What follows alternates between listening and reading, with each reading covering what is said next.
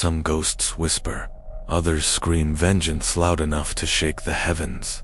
In Japan, none are more feared than the Onryō, vengeful spirits, so powerful their rage can destroy families, cities, even empires.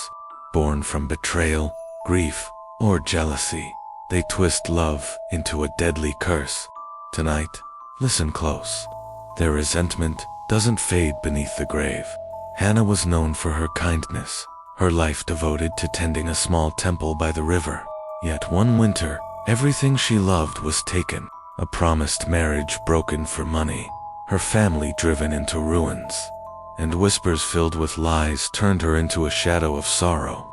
When she died, face wet from both fever and tears, the villagers sealed her name in prayer, hoping her spirit slept. It didn't.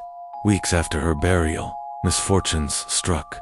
Crops died, livestock vanished, the air itself seemed thick with grief. One night, the man who betrayed her awoke to the sound of dripping water. In the darkness, Hana stood by his bed, in her white funeral robes, hair tangled, eyes hollow.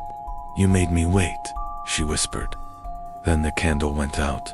If you believe the past stays buried, like this story, you've never felt hatred strong enough to rise again. The man's servants fled, claiming they saw Hana's form at the threshold, night after night. His new wife fell ill, coughing blood, and walls trembled at unseen hands. Every mirror cracked without cause.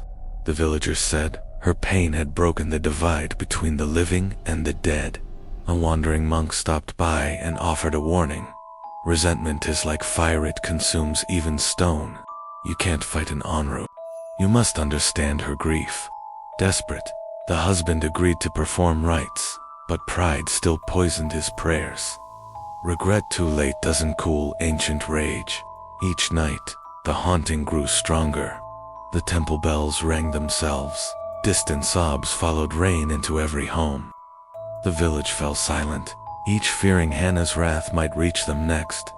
Children were told to avoid the temple after dusk, where her scent faintly of incense and decay drifted through broken doors. Ever watched guilt come back to claim its debt?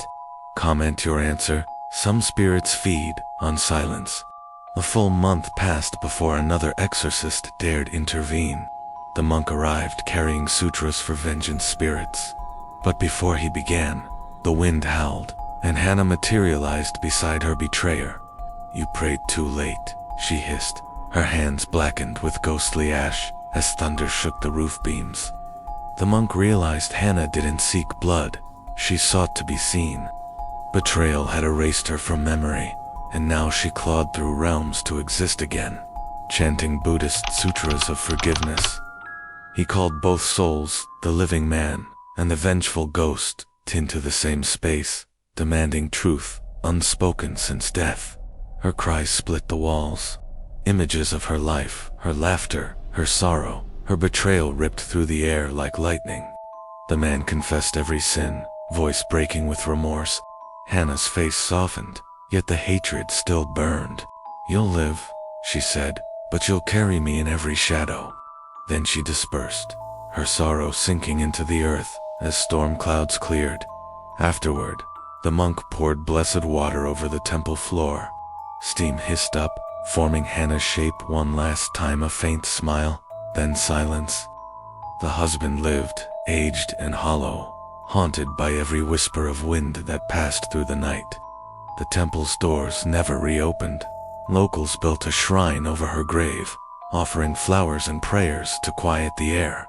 Still, some travelers at dusk claimed to glimpse a woman weeping by the river, her hair floating like rippling ink. Onryō legends echo through Japan as warnings. Unchecked cruelty harms more than life, fit stains eternity. The spirit wronged will not rest without recognition, and compassion may redeem even what rage consumes. Ever held resentment too long? Every year in summer, lanterns float down rivers during Oban, guiding the dead back home.